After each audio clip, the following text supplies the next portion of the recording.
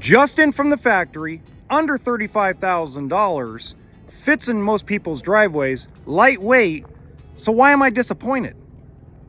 The 2024 Forest River rpod 192. And you're probably wondering, how could I possibly be disappointed in an rpod? It's a well-built travel trailer. It's a good brand, good name. Well, I'll show you as we go along. So first off, the good things. Obviously, it's got the off-road package. They call it the Beast Mode package, which has the off-road suspension, Azdel fiberglass. If you're not familiar with Azdel, the idea behind Azdel is not to have a wood backer like Luan does. So it prevents delamination. So normally, for example, guys, you usually see these hairs in the fiberglass here on Luan. You see there's no hairs at all. And actually, since there's no wood backing to it, it doesn't soak up the moisture and bubble like the older Keystone units used to. So Keystone Montana, Keystone Cougar, Outbacks, Hideouts that were fiberglass, they normally delaminated within 3 to 4 years, especially if you lived anywhere that had any moisture.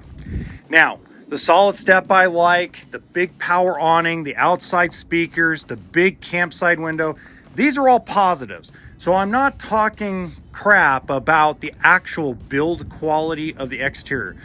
What I am disappointed in, first off, this is the first thing I'm disappointed about. They bragged so hard that they were going to make all of these amazing changes for 2024. They didn't do nothing different. And it pisses me off because they put all this social media effort in, and I'm not just talking about ARPA, I'm talking about the whole industry as a whole, put all this fake news stuff out on social media. They're making these amazing changes for 2024. Everything's the same. Now, I do like the Murphy bed setup.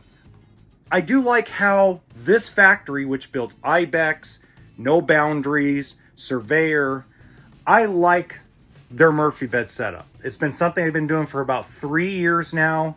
It's easy to go put up and down. I'm not going to do it right now because time constraints more than anything. And the way they have it set up also gives you 2 nice wardrobes. So I'm going to open up one of them. So you actually get an area where you can hang up some clothes. You generally don't get that with a lot of Murphy bed setups. So I do like that, okay? I like that they stuck with the convection microwave and the central vacuum. This is still very disappointing to me that they still only do a 2-burner stove.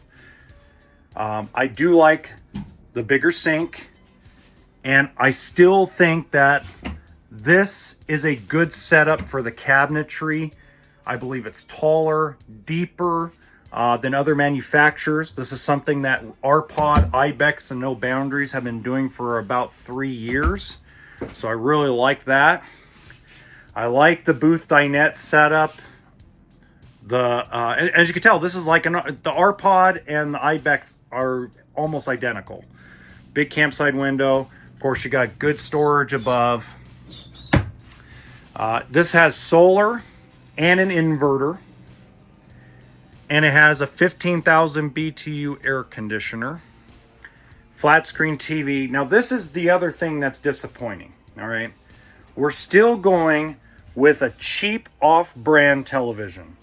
So you're spending $35,000 or a little less than 35 grand.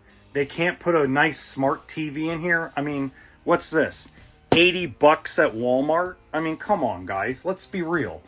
If you're going to put a TV and somebody's going to spend 35 grand, let's put a factory smart TV in, because any more people don't do satellite.